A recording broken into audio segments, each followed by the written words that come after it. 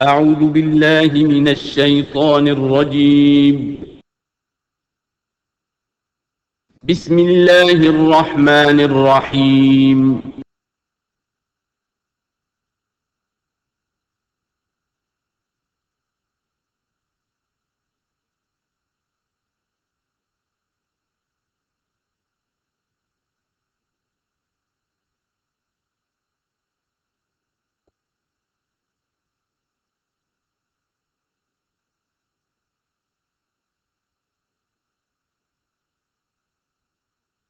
اعوذ باللہ من الشیطان الرجیم بسم اللہ الرحمن الرحیم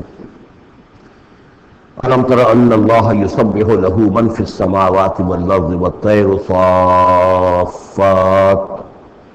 کل قد علم صلاته وتسبیحه واللہ علیم بما یفعلون صدق اللہ العظیم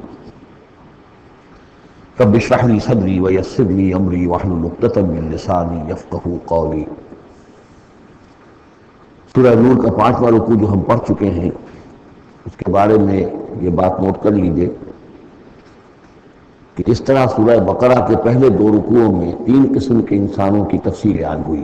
ہاں وہ بنیادی طور پر ایک دعوت اور تحریک کے رد عمل میں جو لوگ مختلف شکل صورت اختیار کرتے ہیں، جو رد عمل مختلف شکلیں اختیار کرتا ہے، اس کے اعتبار سے ایک وہ جو مومنین صادقین ہیں، وہ ہر چھ بعد آباد جب اس دعوت کو قبول کرتے ہیں تو اس کیفیت کے ساتھ کہ اب جو ہو سو ہو۔ ایک وہ لوگ ہیں کہ جو کسی ضد کی وجہ سے، تعصب کی وجہ سے، ہرزنی کی وجہ سے، کسی تکبر کی وجہ سے، حسد کی وجہ سے اس کے انکار پر کمر کس لیتے ہیں، اور وہ لوگ جو ہیں کسی صورت بھی ماننے والے نہیں ہوتے۔ ایک بین کچھ مانتے ہیں کچھ نہیں مانتے، کچھ چلتے ہیں پھر ٹھٹک کر کھڑے رہ جاتے ہیں، آسانی ہو تو کوئی 2-4 قدم چل لیے، کوئی مشکل وقت آیا تو پھر اوندے منہ گر گئے۔ اسی کی ایک تمثیل سورہ حج میں آ چکی ہے، وَمِنَ النَّاسِ مَن يَعْبُدُ اللَّهَ عَلَى حَرْفٍ فَإِنْ أَصَابَهُ خَيْرٌ اطْمَأَنَّ بِهِ وَإِنْ أَصَابَتْهُ فِتْنَةٌ انقلب عَلَى وَجْهِهِ خَسِرَ الدُّنْيَا وَالْآخِرَةَ۔ اسی طرح یہاں اس رکوع میں بھی 3 قسم کے انسانوں کا تذکرہ ہے، لیکن یہ مختلف اعتبار سے ہے۔ ایک وہ لوگ ہیں کہ جن کے دلوں میں حقیقی ایمان پیدا ہوا، ان کی فطرتیں بھی نیک تھیں، صالح تھیں، سلیم تھیں، اور پھر وہ وہی آسمانی سے بھی صحیح طور پر مستفیض ہوئے، ان کا باطن جرمگا اٹھا اور ان کے دلوں میں نیکی حقیقی معنی میں پیدا ہو گئی، اور اس کے لیے جو ایک نقشہ ہے ان کے سیرت و کردار کا وہ بھی کھینچ دیا گیا۔ ایک وہ لوگ ہیں کہ جن کے اندر سرے سے دنیا پرستی اور دنیا ہی کی شہوات اور خواہشات اور لذات، اس کے سوا کسی شے کا کوئی گزر ہی نہیں، وہ بالکل اس کے برعکس، پہلے نور علی نور اور دوسرے ظلمات بعضها فوق بعض۔ کوئی جھوٹ موٹ کی نیکی بھی نہیں، کوئی ملمے کی نیکی بھی نہیں، ان کا مال ہے تو صرف اپنی ہی عیاشیوں کے لیے ہی، اپنے ہی جو بھی ان کے تعیش ہے اسی میں خرچ ہو رہا ہے۔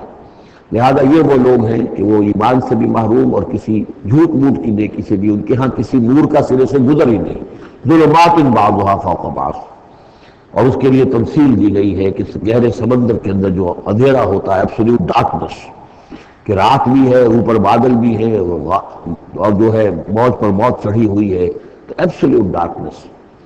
ایک فرینچ عبیر البحر تھا جو اسی آیت کو پڑھ کر ایمان لے آیا تھا، اس کی ساری عمر گزری تھی سمندروں کے اندر، اور وہ جانتا تھا کس قسم کی ڈارکنس ہوتی ہے وہاں۔ اس نے کہا کہ پتہ کیا کہ کیا محمد نے صلی اللہ علیہ وسلم کبھی بحری سفر کیے تھے؟ جب اسے معلوم ہوا کہ انہوں نے کبھی بحری سفر کیا ہی نہیں، تو اس نے کہا کہ پھر یہ ثابت ہو گیا کہ یہ اللہ کا کلام ہے، ورنہ یہ تشبیہ جو ہے کوئی شخص اس کو وہ تو دے سکتا ہے کہ جس نے بحری سمندر کیے ہوں اور جس سے اندازہ ہو، وہ سمندر کے اندر کبھی اس نے غوطے بھی لگائے ہوں، اور وہ ایبسولوٹ ڈارکنس کا کانسیپٹ۔ بہرحال یہ دوسری انتہا۔ بیچ میں وہ لوگ ہیں، بین ہیں، کچھ نیکیاں بھی کرتے ہیں، حقیقی ایمان سے محروم ہیں، نہ اللہ پر نہ یوم آخر پر ان کا پختہ ایمان نہیں ہے، لیکن یہ کہ اپنے ضمیر کو مطمئن کرنے کے لیے کچھ نہ کچھ، یا دنیا میں کوئی نام کمانے کے لیے یا کوئی اور شہرت حاصل کرنے کے لیے وہ کچھ نیکیاں کرتے ہیں، تو ان کی نیکیوں کی مثال سراب کسی ہے۔ الم تر ان اللہ یسبح لہ من فی السماوات والارض، کیا تم دیکھتے نہیں ہو کہ اللہ کی تسبیح کرتی ہے وہ سب چیزیں، وہ سب وہ کرتے ہیں وہ سب جو آسمانوں میں ہے اور جو زمین میں ہے، اور نہ صرف آسمانوں اور زمین میں بلکہ ان دونوں کے مابین جو السماء میں جو ہے والطیر صافات، اور یہ جو پرندے ہیں جو اپنے پروں کو پھیلائے ہوئے ہیں یہ بھی اللہ کی تسبیح کر رہے ہیں. کل قد علم صلاتہ و تسبیحہ، ہر ایک کے علم میں ہے، ہر ایک نے جان لی ہے اپنی نماز، اپنی صلاۃ اور اپنی تسبیح. یہ وہی بات ہے جو سورہ بنی اسرائیل میں آ چکی ہے. وَإِن مِّن شَيْءٍ إِلَّا يُسَبِّحُ بِحَمْدِهِ وَلَٰكِن لَّا تَفْقَهُونَ تَسْبِيحَهُمْ، کوئی شے نہیں ہے اس کائنات میں جو اللہ کی تسبیح و تحمید نہ کر رہی ہو، لیکن تمہیں اس کا شعور نہیں ہو سکتا. وَاللَّهُ عَلِيمٌ بِمَا يَفْعَلُونَ، اور جو کچھ وہ کرتے ہیں اللہ کے علم میں ہے. وَلِلَّهِ مُلْكُ السَّمَاوَاتِ وَالْأَرْضِ، اور اللہ ہی کے لیے ہے آسمانوں اور زمین کی بادشاہی. وَإِلَى اللَّهِ الْمَصِيرُ، اور اللہ ہی کی طرف لوٹ جانا ہے. الم تر ان اللہ یسجی سحابا، کیا تم دیکھتے نہیں ہو کہ اللہ تعالیٰ ہانک کر لاتا ہے بادلوں کو؟ کہاں سے ہوائیں لے کر چل رہی ہیں بادلوں کو؟ کہیں تو بے آف بنگال سے وہ اٹھی ہیں مانسون کی ہوائیں، اور کہاں تک پہنچ جاتی ہیں؟ پاکستان تک. ان اللہ یسجی سحابا ثم یؤلف بینہ، پھر ان بادلوں کو آپس میں جوڑ دیتا ہے. ثم یجعلہ رکاما، پھر ان کو تہہ بر تہہ کر دیتا ہے. اب یہ تہہ بر تہہ کا معاملہ جو ہے، دیکھیے ہوائی سفر جس نے کیا ہے اسے اس کا تجربہ ہوتا ہے. جب جہاز چڑھتا ہے تب بھی وہ جب بادلوں کے اندر سے گزرتا ہے تو صاف نظر آتا ہے ایک تہہ، اس کے بعد پھر خلا ہے، پھر ایک اور تہہ، پھر خلا ہے، پھر اور تہہ. اترتے ہوئے بھی اسی طریقے سے تہہ بر تہہ بادل. رکامن فتر المطر یخرج من خلالہ، تو تم دیکھتے ہو کہ بارش برستا ہے ان دونوں، ان کے بین بین سے، ان کے بیچ سے برستی ہے بارش، پانی برستا ہے. وَيُنَزِّلُ مِنَ السَّمَاءِ مِن جِبَالٍ فِيهَا مِن بَرَدٍ، اور اللہ تعالیٰ اتارتا ہے آسمان سے وہ پہاڑ بھی کہ جن میں وہ اولے ہوتے ہیں. یعنی یہ کہ اولے جو آ رہے ہیں زمین پر تو معلوم ہوتا ہے کہ جیسے ان کے بھی کوئی پہاڑ ہے آسمانوں کے اندر. فَيُصِيبُ بِهِ مَن يَشَاءُ، تو اللہ تعالیٰ یہ اولے برسا دیتا ہے جس پر چاہتا ہے. یعنی جس کی کھیتی برباد اللہ کو کرنی ہوتی ہے کسی سبب سے، اس کی کھیتی کے اوپر یہ اولے جا کے برس جاتے ہیں. وَيَصْرِفُهُ عَن مَن يَشَاءُ، اور ان کا رخ پھیر دیتا ہے جس سے چاہتا ہے. ایسا بھی ہوتا ہے بعض اوقات کہ بالکل ایک کھیت جو ہے وہ بالکل تباہ و برباد ہو گیا ہے اور برابر کا کھیت بالکل ٹھیک ہے، اس کے اوپر کوئی اولا نہیں گرا. یکاد ثنا برقہ یذھب بالابصار، اور اس کی جو بجلی کی کوند ہے وہ اس قریب ہے کہ وہ لوگوں کی نگاہوں کو چکر لے جائے. یقلب اللہ اللیل والنہار، اللہ تعالیٰ عدلتا بدلتا رہتا ہے دن اور رات کو. ان فی ذلک لعبرۃ لاولی الابصار، یقیناً اس میں دھیان کرنے کا اور سبق کا اور سبق سیکھنے کا اور عبرت حاصل کرنے کا مواد ہے ہوش مندوں کے لیے، آنکھ والوں کے لیے، دیکھنے والوں کے لیے. واللہ خلق کل دابۃ من ماء، اور اللہ نے بنائی ہے ہر جاندار چیز اس زمین کے اوپر پانی سے. فمنہم من یمشی علی بطنہ، اب ان جانداروں میں سے جو زمین میں اللہ نے بنائے ہیں وہ بھی ہے کہ جو اپنے پیٹ کے بل پر چلتے ہیں. یہ ریپٹائلز جن کو ہم کہتے ہیں، ریپٹائلز ہیں جو اپنے پیٹ کے بل پر چل رہے ہیں. منہم من یمشی علی رجلین، اور ان میں وہ بھی ہے کہ جو دو ٹانگوں پر چلتے ہیں. اب ہم بھی انہی میں سے ہیں، اور باقی شمپنزی اور گوریلاز بھی ہیں، اور بھی ایسے ہوں گے کہ جو دو ٹانگوں پر چلتے ہیں. وَمِنْهُمْ مَن يَمْشِي عَلَى أَرْبَعٍ، سب سے زیادہ کثیر تعداد جو ہے وہ زمینی حیوانات کے اندر ان کی ہے کہ جو چار پر چلتے ہیں. یخلق اللہ ما یشاء، اللہ تعالیٰ پیدا کرتا ہے جو چاہتا ہے. ان اللہ علی کل شیء قدیر، یقیناً اللہ تعالیٰ ہر چیز پر قادر ہے. اب کافی عرصے کے بعد منافقین کا تذکرہ قرآن مجید میں ہو رہا ہے، چونکہ یہ ہم نے سورہ یونس سے لے کر اور سورہ مومنون تک جو 14 صورتیں پڑھی ہیں ان میں تو سارا معاملہ تھا مشرکین عرب سے، کفار سے، مشرکین سے. ساری بحث ان سے تھی. کہیں کہیں گفتگو کا رخ جو ہے وہ اہل کتاب کی طرف ہوئے سخن، بغیر انہیں باضابطہ خطاب کیے ہوئے، اور یا پھر تیسرا خطاب حضور سے ہے ذاتی، اور حضور کی وساطت سے اہل ایمان کے ساتھ. اور ابھی وہاں نفاق کے کوئی اس قسم کا موجود نہیں تھا معاملہ کہ منافقین کے ساتھ وہ رد و قضا ہوتی. لیکن یہ تو چونکہ سورۃ نازل ہو رہی ہے سن 6 ہجری میں، یہ گویا کہ یہ سمجھیے کہ عین مدنی یہ دور ہے، اس کا عین وسط ہے. بالکل سن 11 میں حضور کا انتقال ہوا ہے، تو سن 6 یہ سمجھیے کہ ان دونوں کے بالکل وسط کے اندر ہے. یہ بالکل درمیانی دور ہے مدنی دور کا. یہاں پر تذکرہ ہو رہا ہے منافقین کا. لقد انزلنا آیات مبینات، ہم نے نازل کی ہیں روشن آیات. واللہ یہدی من یشاء الی صراط مستقیم، اور اللہ تعالیٰ ہدایت دیتا ہے جس کو چاہتا ہے سیدھے راستے کی طرف. وَيَقُولُونَ آمَنَّا بِاللَّهِ، اور کچھ لوگ وہ بھی ہیں جو کہتے ہیں ایمان لائے اللہ پر، وبالرسول، اور اللہ کے رسول پر، وَأَطَعْنَا، اور ہم نے اطاعت قبول کی. ثم یتولی فریق منہم، پھر ان میں سے ایک جماعت جو ہے پیٹھ موڑ کر جاتی ہے، من بعد ذالک، اس کے بعد، یعنی اب اس کے بعد یہ سب کچھ کہہ کر قول و قرار کر کے اطاعت کا یہاں دم بھر کر جاتے ہیں، لیکن پھر طرز عمل ان کا کچھ اور ہوتا ہے. وما اولئک بالمؤمنین، اور یہ لوگ حقیقی مومن نہیں ہیں. وَإِذَا دُعُوا إِلَى اللَّهِ وَرَسُولِهِ لِيَحْكُمَ بَيْنَهُمْ، اور جب انہیں پکارا جاتا ہے، بلایا جاتا ہے کہ آؤ اللہ کی طرف اور رسول کی طرف کہ ان کے مابین فیصلے کرے. یہ سورہ نساء میں ہم یہ سارے مضامین بڑی تفصیل سے پڑھ چکے ہیں کہ وہ لوگ چاہتے تھے کہ اپنے مقدمات جو ہیں وہ یہودیوں کی عدالت میں لے جائیں، اس لیے کہ حضور کے ہاں انہیں اندیشہ ہوتا تھا کہ یہاں تو حق بالکل صحیح فیصلہ ہو جائے گا. تو اس طرح کا جو ان کا کردار تھا، جب انہیں بلایا جاتا ہے اللہ کے اور اس کے رسول کی طرف کہ آؤ کہ وہ فیصلہ کرے تمہارے مابین، اذا فریق منہم معرضون، تو ان میں سے ایک گروہ اور ایک جماعت ایسی ہے جو اعراض کرتی ہے اور کرنی کترا جاتی ہے. وَإِن يَكُن لَهُمُ الْحَقُّ يَأْتُوا إِلَيْهِ مُذْعِنِينَ، اور اگر ان کو معلوم ہو کہ حق ہمارے ساتھ ہے، یعنی ہم حق پر ہیں اس مقدمے میں، تو پھر وہ آتے ہیں بڑا یقین کا اظہار کرتے ہوئے، اذعان کے ساتھ اور یقین کے ساتھ اور اپنے ایمان کا اظہار کرتے ہوئے، کیونکہ انہیں یقین ہے کہ ہمارا کیس سچا ہے اور حضور کی عدالت میں ہم جائیں گے تو ہمارے حق میں فیصلہ ہو جائے گا، تو اب کوئی رکاوٹ نہیں. یاتوا الیہ مذعنین، خوب یقین کا، اعتماد کا اظہار کرتے ہوئے آتے ہیں. افی قلوبہم مرض، کیا ان کے دلوں میں روگ ہے؟ ام ارتابوا، یا یہ شکوک میں مبتلا ہو گئے ہیں؟ ام یخافون ان یحیف اللہ علیہم، یا انہیں یہ اندیشہ ہے کہ اللہ تعالیٰ جو ہے ان کے ساتھ ناانصافی کرے گا، ورسولہ، وہ اس کے رسول.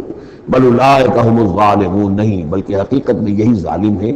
ایمان اصل حقیقت سے چونکہ یہ محروم ہے، لہذا ساری غلطی ان کے اپنے کردار میں ہے. انما کان قول المؤمنین اذا دعوا الی اللہ ورسولہ لیحکم بینہم، جو حقیقی مومن ہوتے ہیں ان کو تو جب بلایا جاتا ہے اللہ کی طرف اور اس کے رسول کی طرف کہ وہ فیصلہ کرے ان کے مابین، تو ان کا قول تو یہی ہوتا ہے ان یقولوا سمعنا واطعنا، کہ وہ کہتے ہیں کہ ہم نے سنا اور ہم نے مانا، ہم حاضر ہیں، جو بھی فیصلہ محمد رسول اللہ کا ہوگا ہم اسے بسر چشم تسلیم کریں گے.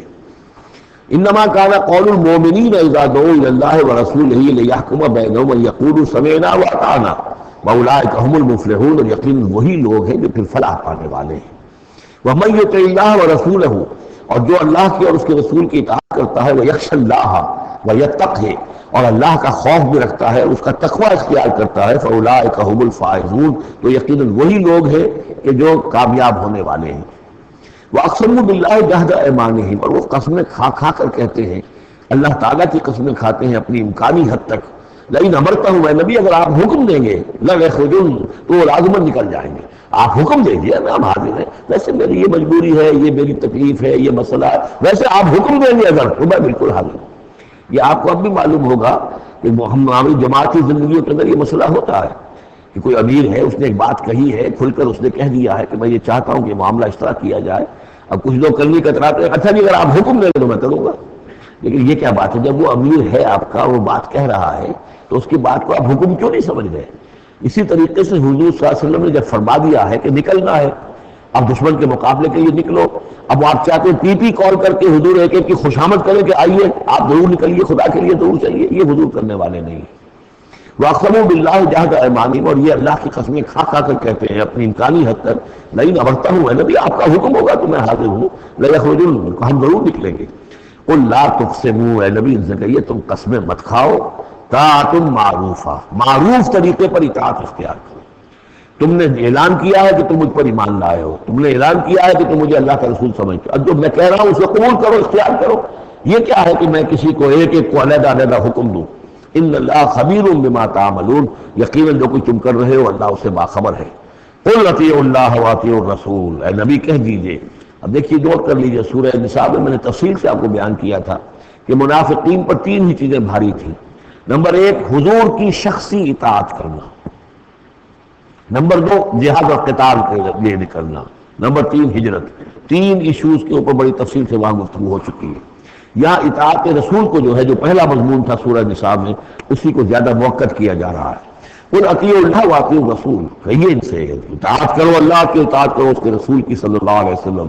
فإن تولوا، پھر اگر یہ پیٹھ موڑ لے، اگر تم منہ کو پھیرو گے، اگر منہ موڑ لو گے، فإنما علیہ ما حمل، تو سن لو ہمارے نبی پر ذمہ داری ہے اس کام کی جو ہم نے ان پر ڈالا ہے. وعلیکم ما حملتم، اور تم سے باز پرس ہوگی اس کی جو تمہارے اوپر ڈالا گیا ہے۔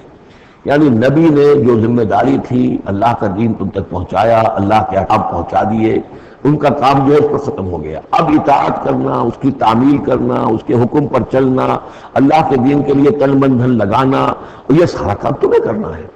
تو جو ان کی ذمہ داری ہے وہ ادا کریں گے، اور اللہ کے ہاں ان سے ان کے بارے میں سوال کر لیا جائے گا، اور جو تمہاری ذمہ داری ہے ظاہر بات ہے کہ اس کے جواب بھی تمہیں کرنے ہیں۔ اس میں یہ بھی ہوتا ہے بسا اوقات کہ کسی شخص کو یہ گمان ہو جائے، ظاہر بات ہے میں نے آپ کو سنایا تھا کہ ایک شخص نے کہہ دیا تھا حضور سے، اے دل یا محمد، اے محمد عدل سے کام لیجیے صلی اللہ علیہ وسلم، بڑی گستاخی کے ساتھ اس نے کہا، وہ ایک الزام لگایا کہ آپ یہ جو صدقات کی جو تقسیم کر رہے ہیں یا مال غنیمت تقسیم کر رہے ہیں اس میں آپ عدل سے کام نہیں لے رہے۔ تو حضور نے بھی غصے میں جواب دیا تھا کہ انما عدل فلم یا عدل، اگر میں عدل نہیں کروں گا تو کون کرے گا۔ اسی طریقے سے ہو سکتا ہے کسی جماعتی زندگی کے اندر کوئی امیر ہے اور اس سے کوئی شخص یہ محسوس کرے، اس کا ساتھی، کہ مجھ پر زیادتی کی ہے انہوں نے، امیر نے زیادتی کی ہے، کوئی بات نہیں، امیر نے زیادتی کی ہے تو امیر اس کی جواب دہی اللہ کے ہاں کر لے گا، اللہ تعالیٰ کے ہاں جواب دہی ہو جائے گی، اور اگر ہو سکتا ہے اس کے کچھ جو بھی نیکیاں ہے وہ تمہارے حساب میں اللہ تعالیٰ درج کر دے، لینا دینا وہاں ہو جائے گا، ڈیبٹ کریڈٹ ہو جائے گا۔ لیکن اس کا مطلب یہ ہو کہ ناراض ہو کر بیٹھ رہا ہو کہ اب اپنی ذمہ داری ادا نہیں ہو رہی، تو پھر تو جواب دہی تمہاری ہو جائے گی اللہ کے ہاں، ایکسپلیشن کال تمہاری ہو جائے گی کہ ناراض ہو کر بیٹھ رہے ہیں کیونکہ انہوں نے میرے ساتھ یہ کیا ہے لہٰذا میں بس اب کام کچھ نہیں کروں گا۔ یہ تو گویا کہ ایک منفی طرز عمل ہے، تمہیں جواب دہی کرنی ہے اپنے فرائض کی، اپنی ذمہ داریوں کی۔ تو یہ جماعتی زندگی سے متعلق بعض بہت اہم ہیں جو مباحث کی سورہ مبارکہ میں آئے ہیں، اور ان میں سے بعض ہمارا جو منتخب نصاب نمبر 2 ہے جو اس سورہ مبارکہ کی آخری آیات ہے وہ اس کے ایک درس کی حیثیت سے اس میں شامل ہے۔ تو جماعتی زندگی جو ہے جب ایک جماعت بنانی پڑے گی، اگر دین کا کام کرنا ہے تو اکیلے تو نہیں ہو سکتا، جماعت کا نظم ہو، ایک ڈسپلن ہو، ایک حزب اللہ وجود میں آئے جو سورہ مائدہ میں ہم دیکھ آئے ہیں، فَإِنَّ حِزْبَ اللَّهِ هُمُ الْغَالِبُونَ، غلبہ جو ہے تو حزب اللہ کو اللہ تعالیٰ دیتا ہے، ید اللہ علی الجماعہ، جماعت کے اوپر اللہ کا ہاتھ ہے، جماعت کی کو اللہ کی نصرت اور تائید حاصل ہوتی ہے۔ اس جماعتی زندگی کے بعد ایسے نفسیاتی معاملات ہوتے ہیں اور اس کے اندر بعض ایسے حساس مسائل ہوتے ہیں کہ جن کے بارے میں بڑی عمدہ رہنمائی دی گئی ہے مختلف مقامات پر، ان پر ہم نے پھر مرتب کیا ہے منتخب نصاب، مطالعہ قرآن حکیم کا منتخب نصاب نمبر 2۔ قُلْ اطیعوا اللہ واطیعوا الرسول فإن تولوا فإنما علیہ ما حمل، ان پر جو ذمہ ہے وہ ان کی اپنی ذمہ داری کا، اور تمہارے اوپر جو بوجھ ہے جو تمہاری مسئولیت ہے وہ تمہاری ذمہ داری کی۔ وَإِن تُطِيعُوهُ تَهْتَدُوا، جان لو یہ اللہ کے رسول ہیں، اگر تم ان کی اطاعت پر کاربند رہو گے تبھی تم ہدایت یافتہ ہوگے۔ وَمَا عَلَى الرَّسُولِ إِلَّا الْبَلَاغُ الْمُبِينُ، اور ہمارے رسول پر سوائے صاف صاف پہنچا دینے کی اور کوئی ذمہ داری نہیں ہے۔ اب جو آیت آ رہی ہے یہ بھی طویل آیات میں سے اور عظیم ترین آیات میں سے آیت استخلاف، یہ خلافت کا جو اللہ تعالیٰ نے وعدہ کیا ہے اس امت سے۔ وعد اللہ الذین آمنوا منکم وعملوا الصالحات، اے مسلمانوں اللہ کا وعدہ ہے تم میں سے ان لوگوں کے ساتھ جو ایمان اور عمل صالح کی شرطیں پوری کر دیں گے۔ یہ نام کے مسلمان، نسلی مسلمان جو اللہ کے حکم پر چلتے بھی نہ ہوں، اللہ کے احکام کے مطابق عمل نہ کرتے ہوں، دین کے لیے تن من دھن لگانے کو تیار نہ ہو، ان سے یہ وعدہ نہیں۔ وعدہ ہے حقیقی اہل ایمان جو ایمان حقیقی کی شرط پوری کرے اور ایمان کے جو عملی تقاضے ہیں ان کو بھی بجا لائے۔ وعد اللہ الذین آمنوا منکم وعملوا الصالحات لیستخلفنہم فی الارض، کہ وہ انہیں زمین میں خلافت عطا کرے گا، حکومت عطا کرے گا، غلبہ عطا کرے گا، کما استخلف الذین من قبلہم، جیسے کہ اس نے خلافت عطا کی تھی ان کو جو ان سے پہلے تھے، حضرت داؤد کو، حضرت طالوت کو، حضرت سلیمان کو جو خلافت دی گئی، بعد میں بھی مکاری حکومت قائم ہوئی ہے، اس میں بھی خلافت قائم ہوئی، تو یہ خلافت جیسے پہلے ہم نے دی تھی سابقہ امت مسلمہ کو، ایسے ہی اے امت محمد صلی اللہ علیہ وسلم تمہیں بھی خلافت دی جائے گی، بشرطے کہ ایمان اور عمل صالح کی یہ 2 شرطیں تم پوری کرو۔ اب یہ خلافت جو ہے اس کو 3 انداز میں یہاں بیان کیا گیا ہے۔ لَيَسْتَخْلِفَنَّهُمْ فِي الْأَرْضِ، انہیں لازماً خلافت دے گا زمین میں، حکومت دے گا، كَمَا اسْتَخْلَفَ الَّذِينَ مِن قَبْلِهِمْ، جیسے کہ خلافت دی تھی اور حکومت تھی ان کو کہ جو ان سے پہلے تھے۔ وَلَيُمَكِّنَنَّ لَهُمْ دِينَهُمُ الَّذِي ارْتَضَىٰ لَهُمْ، اور ان کے اس دین کو زمین میں غلبہ عطا کرے گا، قوت عطا کرے گا، تمکن عطا کرے گا جو اللہ نے ان کے لیے پسند کر لیا ہے۔ ظاہر بات ہے مسلمانوں کی خلافت ہے تو اس کے معنی کیا ہے؟ اللہ کے دین کا غلبہ ہے، وہ تو بات تو ایک ہی ہے، اللہ کا دین غالب، اس کی کیا معنی ہے؟ مسلمانوں کی خلافت۔ تو چیز ایک ہی ہے، لیکن یہاں تین الفاظ لا کر اس کی اہمیت کو نمایاں کیا جا رہا ہے تین اعتبارات سے. وَلَا يُمَكِّنَنَّ لَهُمْ دِينَهُمُ الَّذِي ارْتَضَىٰ لَهُمْ. اب یہاں دیکھیے وہی لام مفتوح شروع میں فعل مضارع سے، اور اس کے بعد یہ نون مشدد، یہ سارے وعدے نہایت تاکیدی وعدے ہیں. لَا يَسْتَخْلِفَنَّهُمْ فِي الْأَرْضِ كَمَا اسْتَخْلَفَ الَّذِينَ مِن قَبْلِهِمْ وَلَيُمَكِّنَنَّ لَهُمْ دِينَهُمُ الَّذِي ارْتَضَىٰ لَهُمْ. واللہ نے دین کون سا ہے جو پسند کر لیا ہے؟ الْيَوْمَ أَكْمَلْتُ لَكُمْ دِينَكُمْ وَأَتْمَمْتُ عَلَيْكُمْ نِعْمَتِي وَرَضِيتُ لَكُمُ الْإِسْلَامَ دِينًا. یہ آیت ہم پڑھ چکے ہیں سورہ مائدہ میں. اور تیسری بات وَلَا يُبَدِّلَنَّهُم مِّن بَعْدِ خَوْفِهِمْ أَمْنًا. اللہ تعالیٰ ان کے خوف کی کیفیت جو ہے اس کو بدل دے گا امن کی کیفیت سے. ظاہر بات ہے جب تک کہ مسلمان کمزور تھے ان کے لیے خوف تھا، ابھی ادھر سے حملے کا اندیشہ ہے، ابھی ادھر سے حملے کا اندیشہ ہے. اب فلاں قبیلے کی طرف سے خبر آئی ہے کہ وہ فوجی تیاری کر رہا ہے، فوج کشی کرے گا. وہ خوف کی ایک کیفیت تھی جو ہر وقت تاری رہی ہے. ایمرجنسی کی کیفیت جو ہے مدینہ منورہ میں، یوں سمجھیے کہ پورے 5 برس ایمرجنسی رہی ہے. ہر وقت ہر آن اندیشہ ہوتا تھا. خبریں آ رہی ہیں اب ادھر سے کوئی قبیلہ حملہ کرنے والا ہے. اب یہ مکے میں کوئی ان کی ملاقاتیں ہوئی ہیں، کوئی سازش ہوئی ہے، ابھی کوئی خط چلا گیا ابو عامر راہب کا کوئی مشن ہے. یہ ساری خبریں آتی تھیں. لیکن یہ کہ اب اس کے بعد وہ وقت آ جائے گا کہ ان کا جو خوف کی کیفیت ہے بدل جائے گی امن سے. یعبدوننی لا یشرکون بی شیئا. میں یہاں اس کو سمجھتا ہوں مستقبل سے متعلق. جب ایسا ہو جائے گا تو پھر وہ میری بندگی کریں گے کہ اس میں کسی شے کی شرک جو ہے گوارا نہیں کریں گے. جب تک اللہ کی حکومت نہیں ہے تو ظاہر بات ہے کچھ نہ کچھ شرک تو ہو رہا ہے. اب ہم یہاں رہ رہے ہیں، پاکستان میں رہ رہے ہیں، اللہ کا بھی تو قائم نہیں ہے. قانون کس کا ہے؟ اللہ کا تو نہیں ہے. تو گویا کہ ہم قومی اعتبار سے، اجتماعی اعتبار سے کفر اور شرک میں زندگی بسر کر رہے ہیں. ہاں ہمارا اپنا کوئی عقیدہ فرض کیجئے ہے بھی ٹھیک، بالکل مشرکانہ اوہام سے ہم نے آپ کو پاک کر لیا ہے، اور توحید فی العقیدہ ہماری بالکل صحیح ہے. لیکن سوال یہ ہے کہ اس ملک کے شہری ہیں، اس ملک کا دستور ہے، اس ملک کے اندر جو ہے اللہ کی حکومت اور اللہ کے قانون کی بالادستی نہیں ہے. تو اس کی کیا معنی؟ ہم بھی اس کے شہری ہونے کی حیثیت سے ملوث ہیں. تو یہ ہے کہ یہ توحید کامل اس وقت ہوگی جب یکون الدین کلہ للہ، جب دین کل کا کل اللہ کے لیے ہو جائے گا. عملاً توحید کی تکمیل اس وقت ہوگی.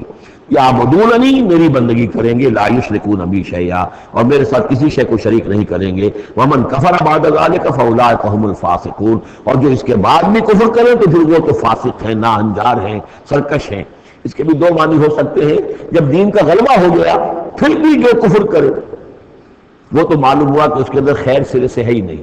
ایک یہ کہ باطل کا غلبہ ہے. باطل کے غلبے میں کسی بندہ مومن کے لیے ایمان لانا مشکل ہے، ایمان پر قائم رہنا مشکل ہے، اسلام پر عمل کرنا مشکل ہے. لیکن جب دین غالب ہو گیا ہو تو اب تو ظاہر بات ہے کہ اب تو ساری رکاوٹیں دور ہو گئی. اب تو ایک شخص کسی کی اپنی فطرت ہی میں کجی آ چکی ہے، تو پرورٹڈ نیچر کا شخص ہے، تبھی وہ رہے گا کہ جو اسلام سے دور رہے. ومن کفر بعد ذلک فاولئک هم الفاسقون. اور میرے نزدیک اس کا ایک مفہوم یہ بھی ہے کہ ہمارے ان 3 پختہ وعدوں کے بعد بھی جو شخص کمر ہمت نہ کس لے اور اس کام کے لیے کھڑا نہ ہو جائے، گویا کہ وہ ہماری بات کا کفر کر رہا ہے، انکار کر رہا ہے، اسے ہمارے وعدوں پر یقین نہیں ہے. ومن کفر بعد ذلک فاولئک هم الفاسقون. تو وہ تو گویا کہ فاسق ہے اور سرکش ہے اور ناہنجار ہے.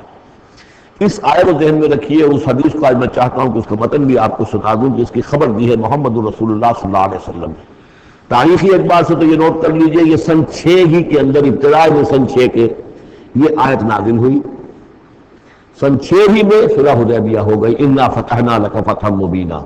گویا کہ اس آیت کا جو مصداق ہے وہ ظاہر ہونا شروع ہو گیا. سن 7 میں غزوہ خیبر ہوا، اللہ نے بہت بڑا مال غنیمت مسلمانوں کو دیا. سن 8 میں مکہ فتح ہو گیا.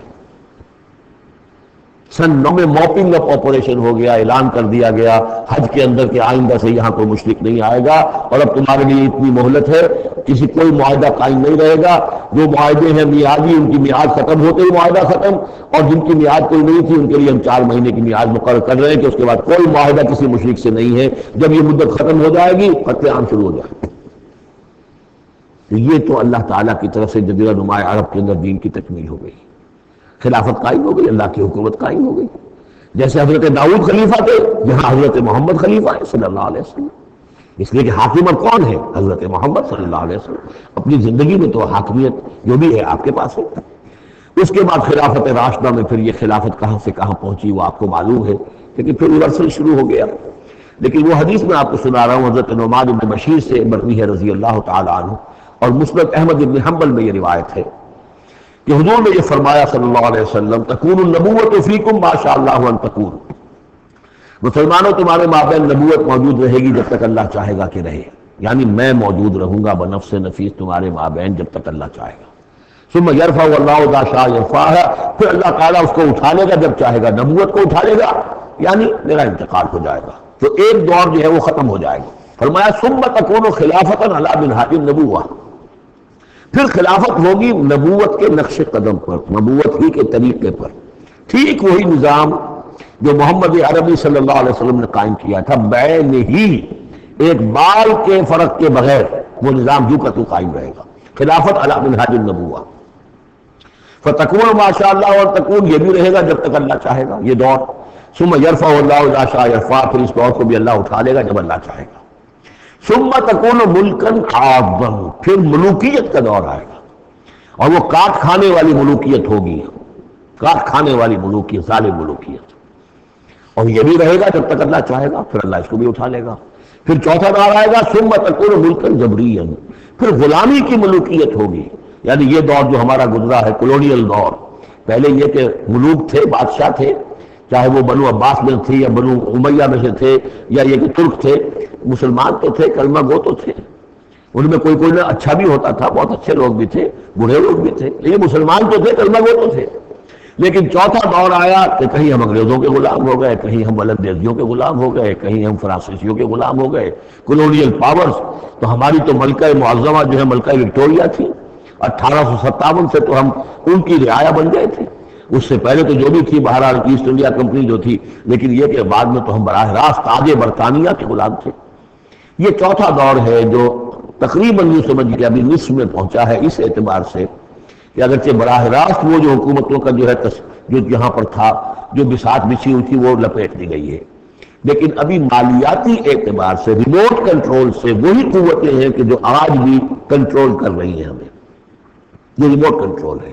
ابھی یہ چوتھا دور ختم نہیں ہوا ہے، پہلے یہ براہ راست آکوپیشن اور اپنی حکومتیں، اپنی فوجیں لا کر، اب یہ ہے کہ اس کے بغیر بائی پراکسی، چاہے ہمارے ہی آدمی بیٹھے ہوئے ہیں، لیکن اصل میں سارا جو ہے یہ مالیاتی جو ہے استعمار ہے، ایک نیا عالمی استعمار ہے۔ لیکن یہ استعمار یہ اس طرح کے کولونیل رول نہیں ہے کہ انگریز موجود ہیں، ان کی فوج موجود ہے، یا فرانسیسی فوج موجود ہے، یا اطالوی فوج موجود ہے، بلکہ یہ تو IMF اور ورلڈ بینک کا نظام ہے اس کے تحت، اور ملٹی نیشنل کمپنیوں کی۔ لیکن جو چوتھی جو خوشخبری کی بات ہے وہ یہ ہے کہ حضور نے فرمایا بالآخر یہ چوتھا دور بھی ختم ہو جائے گا، اور خوشخبری یہ ہے کہ ثم تکون خلافۃ علی منہاج النبوہ، پھر دور آئے گا خلافت علی منہاج النبوہ کا۔ ثم سکت رسول اللہ صلی اللہ، اس کے بعد حضور خاموش رہے، اس لیے کہ اس کے بعد پھر دنیا کے خاتمے کا معاملہ ہے۔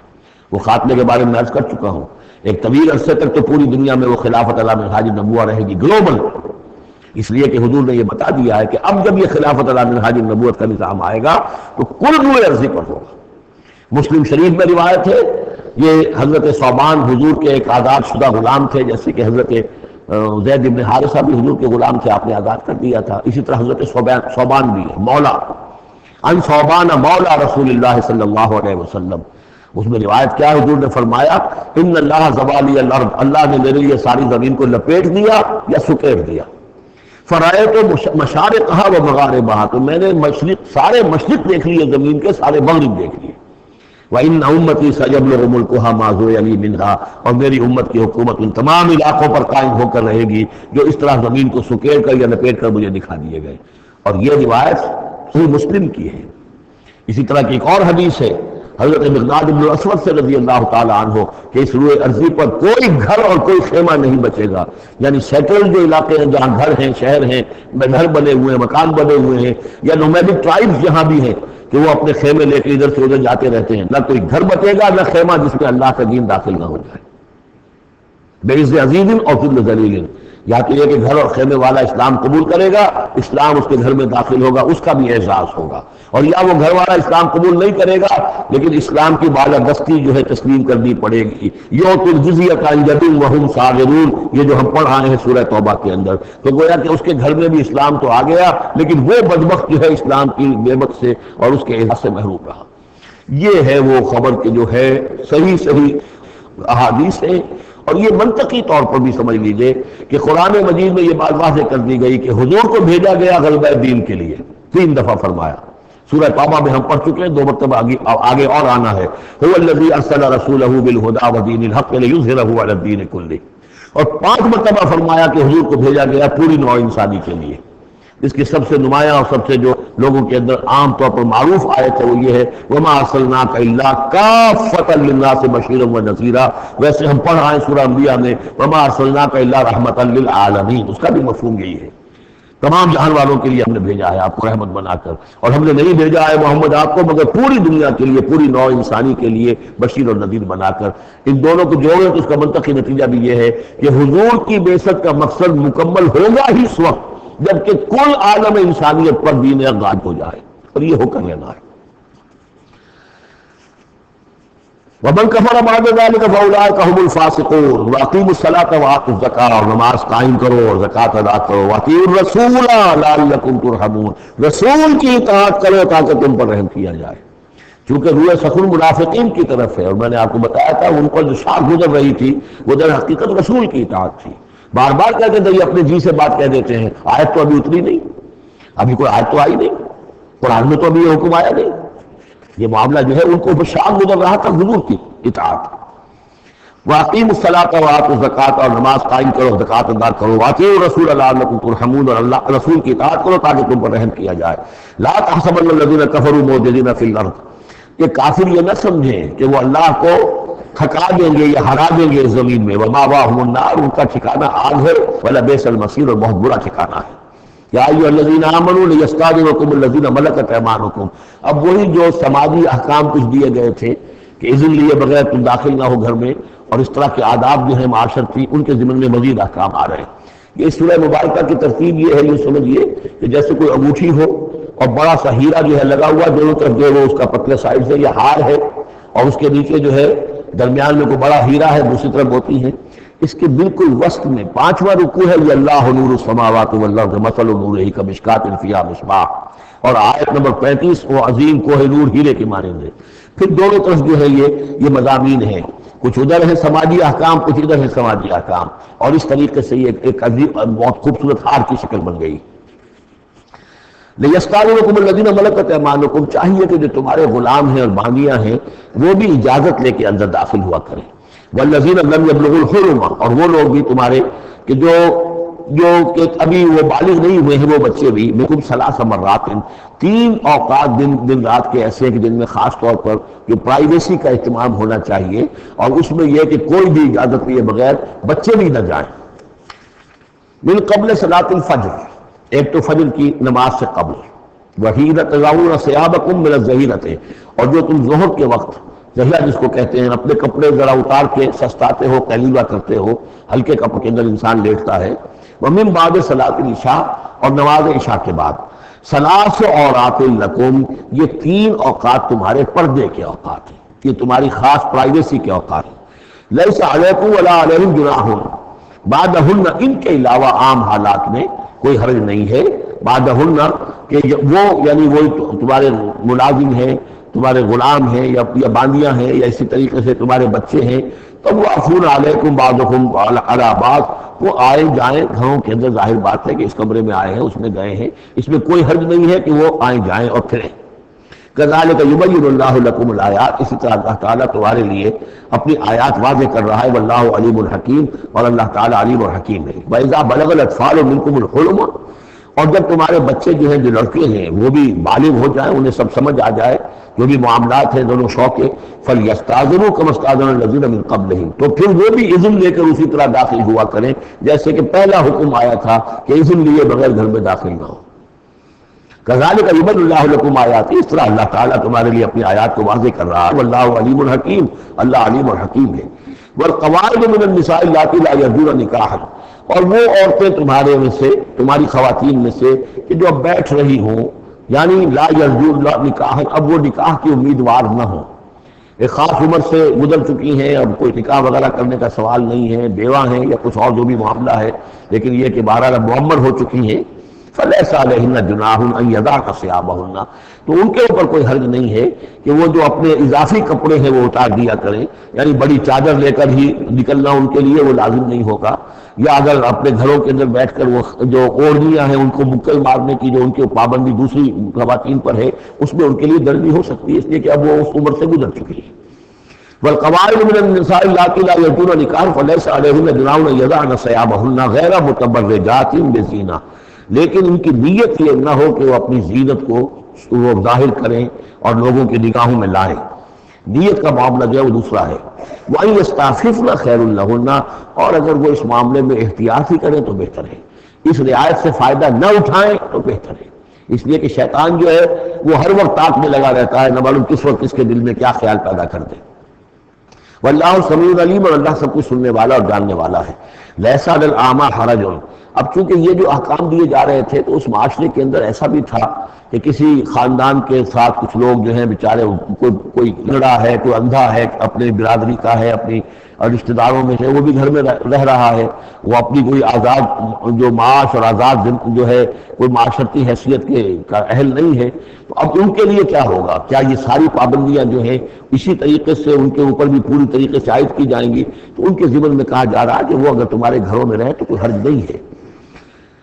لیس علی الاعمی حرج، کوئی کسی اندھے کے اوپر کوئی حرج نہیں ہے، کوئی تکلیف نہیں ہے، ولا علی الاعرج حرج، اور نہ ہی کسی لنگڑے پر، ولا علی المریض، اور نہ بیمار پر حرج، ولا علی انفسکم، نہ تمہارے اوپر کوئی اس میں کوئی تنگی ہے، ان تاکلوا من بیوتکم و بیوت آبائکم، کہ تم کھانا کھایا کرو اپنے گھروں سے، اپنے باپوں کے گھروں سے، اور بیوت امہاتکم، یا اپنی ماؤں کے گھروں سے، اور بیوت اخوانکم، اپنے بھائیوں کے گھروں سے، اور بیوت اخواتکم، یا اپنی بہنوں کے گھروں سے، اور بیوت اعمامکم، یا اپنے چچاؤں کے گھروں سے، اور بیوت عماتکم، یا اپنی پھوپھیوں کے گھروں سے، اور بیوت اخوالکم، یا اپنے ماموں کے گھروں سے، اور بیوت خالاتکم، یا اپنی خالاؤں کے گھروں سے، اور ما ملکت مفاتحہ، یا یہ کہ جس کی کنجیاں تمہارے ہاتھ میں ہے، کارخانہ ہے، اس کے مالک ہی تم ہو، وہاں جاؤ، وہاں پر جا کر تم کھانا پینا ہو تو کھاؤ، اور صدیقکم، یا تمہارے اپنے دوست ہیں اس کے گھر سے، لیس علیکم جناح ان تاکلوا، کوئی حرج نہیں ہے تم پر اس میں، ان تاکلوا جمیعا، کہ سب مل کر کھاؤ، اور اشتاتا، یا علیحدہ علیحدہ کھاؤ۔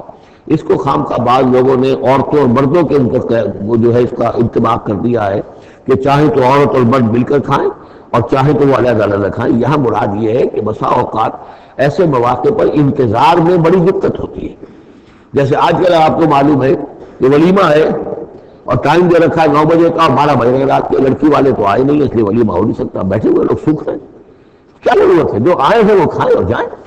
لہذا یہ نہیں ہے کہ سب کے صرف جمع ہو کر ہی اور ایک ہی جمعیت ہو تبھی وہ کھائیں، بلکہ یہ کہ اپنی ضرورت کے تحت جیسے بھی ہو، اگر سب مل جل کر بیٹھ کر کھائیں تب بھی کوئی حرج نہیں، اور اگر علیحدہ علیحدہ گوشت کے اندر یہ کھا لیا جائے تب بھی کوئی حرج نہیں۔ یہ مجلسی احکام جو دیے جا رہے ہیں، اس سے مراد یہ نہیں ہے کہ سطر اور حجاب کے احکام بھی یہاں پہ ٹوٹ جائیں گے، اور یہاں پر جو ہے گھریلو جو ہے اگر پارٹیز کو تھرو کی گئی ہیں تو اس میں کوئی پردے وردے کی حاجت نہیں ہے، اس میں مرد اور عورتیں جو ہیں وہ مخلوط طور پر شریک ہو جائیں، معاذ اللہ، یہ مراد نہیں۔ فَإِذَا دَخَلْتُمْ بُيُوتًا فَسَلِّمُوا عَلَىٰ أَنفُسِكُمْ، پھر جب تم گھروں میں داخل ہو تو اپنے آپ پر سلام بھیجا کرو، یعنی انفسکم کی مراد گھر میں رہنے والے جو ہیں تمہارے ہی میں سے ہیں، تمہارے رشتہ دار ہیں، عزیز ہیں، یا تمہارے اپنے گھر میں بھی داخل ہو تو السلام علیکم کہو۔ تحیۃ من عند اللہ مبارکۃ طیبۃ، یہ دعا ہے اللہ کے پاس سے، اللہ نے تمہیں سکھائی ہے السلام علیکم، اور یہ مبارک بھی ہے اور پاک بھی ہے۔ کذالک یبین اللہ لکم الآیات لعلکم تعقلون، اسی طرح اللہ تعالیٰ تمہارے لیے اپنی آیات کو واضح کر رہا ہے، کھول کر بیان کر رہا ہے تاکہ تم عقل سے کام لو۔ اب آخری جو رکوع ہے اس کا، اس سورہ مبارکہ کا، اور اس کی کل 3 آیات ہیں، یہ خالص جماعتی زندگی، وہ جو جہاد اور قتال کے لیے یا کسی اور اجتماعی کام کے لیے حضور جب نکلتے تھے اور اہل ایمان آپ کے ساتھ ہیں، اس وقت کیا صورتحال ہونی چاہیے۔ انما المؤمنون الذین آمنوا باللہ ورسولہ، مومن تو صرف وہی ہیں جو ایمان لائے اللہ پر، اس کے رسول پر، وَإِذَا كَانَ مَعَهُ عَلَىٰ أَمْرٍ جَامِعٍ، اور جب وہ ہوتے ہیں ان کے ساتھ یعنی رسول کے ساتھ کسی اجتماعی کام کے ضمن میں، لم یذهبوا حتیٰ یستأذنوہ، تو وہاں سے جاتے نہیں ہیں جب تک کہ اجازت نہ لے لیں۔ اب آپ نکلے ہیں کسی کام کے لیے، ایک نفری ہے آپ کے ساتھ، لیکن یہ کہ کوئی کہیں کھسک جائے، کوئی کہیں کھسک جائے تو یہ تو صحیح نہیں ہے۔ وہ تو یہ ہے کہ اب اس اجتماعی نظم کا تقاضا یہ ہے کہ اب جہاں بھی وہاں سے کوئی عذر پیش آ گیا ہے، کوئی ایسی مجبوری ہے، کوئی جانا ہے تو اجازت لے کر جائیں۔ علی امر جامع لم یذهبوا حتی یستاذنوه، جب تک اذن نہ لے لیں. ان الذین یستاذنونک اولئک الذین یؤمنون باللہ ورسولہ، یقیناً جو اے نبی جو لوگ آپ سے اجازت لیتے ہیں وہی ہیں کہ جو ایمان رکھتے ہیں اللہ پر اس کے رسول پر. فیستاذنوک، پھر جب وہ آپ سے کوئی اجازت مانگے، رخصت مانگے، لباس شانہم، اپنی کسی عذر کی وجہ سے، فاذن لمن شئت منہم، تو اجازت دے دیجئے جسے آپ چاہیں. مطلب یہ ہے کہ جو لیڈر ہے، جو اس وقت سپہ سالار ہے، اسے معلوم ہے سچویشن کیسی ہے. میرے پاس پہلے ہی نفری، میرے پاس کوئی اضافی نفری ہے جس میں سے میں کسی کو ریلیو کر سکتا ہوں، یا پہلے ہی میرے پاس کم نفری ہے، اس میں کسی اور کی کمی جو ہے وہ اور زیادہ خطرناک ہو جائے گی نتائج کے اعتبار سے. لہذا یہ نہیں ہے کہ صاحب میں نے اجازت طلب کی ہے مجھے اجازت ملنی چاہیے. یہ نہیں، اجازت کیا ہوئی پھر؟ یہ تو وہی ہے کہ تھانے داروں کی سے معافی مانگتی ہے. اچھا میں نے تو کچھ نہیں کیا، لیکن اگر آپ سمجھتے ہیں کہ میں نے کچھ کیا تو میں معافی مانگتا ہوں. یہ تو در حقیقت الٹی دھوس ہے کہ آپ بڑے کمینے آدمی ہیں، میں نے تو کچھ کیا نہیں تھا پھر بھی آپ سمجھ رہے ہیں کہ میں نے کچھ کیا ہے، تو میں اتنا اونچا ہوں کہ پھر بھی میں معافی مانگتا ہوں. یہ در حقیقت وہ انداز نہیں. تو اجازت تو طلب کرنی ہے تو یہ ہے کہ اجازت لے کر اجازت ملے، اور یہ اختیار جو ہے پھر اے نبی آپ کو ہے کہ آپ چاہے تو اجازت دیں. فاذن لمن شئت منہم واستغفر لہم اللہ، اور اس پر بھی ان کے لیے استغفار کیجئے اللہ سے، کیونکہ انہوں نے ظاہر بات ہے اپنے کسی ذاتی کام کو زیادہ اہمیت دی ہے اس اجتماعی کام سے.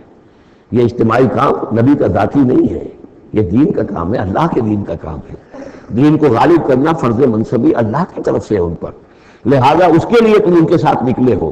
لہذا یہاں پر جو ہے اب اگر تم نے اپنے ذاتی کام کو اس دین کے کام سے اہم تر سمجھا ہے تبھی تو یہاں سے رخصت لے کر جا رہے ہیں. یہ خود ایک ہلکی بات ہے، گویا کہ تم نے دین کے کام کو کمتر سمجھا ہے اللہ کے کام اپنے کام سے، اور اس کو اہمیت زیادہ دی ہے.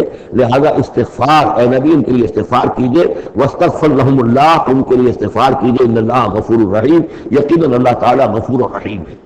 ایک بات البتہ نوٹ کر لیجئے کہ یہ مضمون جب سورہ توبہ میں آیا ہے تو اس سے اگلا قدم ہے. یہ کیونکہ ہے سن 6، وہ ہے سن 9. 3 سال میں فرق کیا واقع ہوا؟ ابھی تو فرمایا گیا ہے کہ جو اجازت لے کر جاتا ہے نبی وہ یہ کہ جو واقعی ایمان رکھتا ہے، لیکن وہاں فرمایا گیا جو ایمان رکھتے ہیں وہ اجازت لیتے ہی نہیں. وہ جو موقع تھا وہ تھا نفیر عام کا موقع، وہ موقع تھا نہایت ہی سمجھیے ایمرجنسی کا موقع.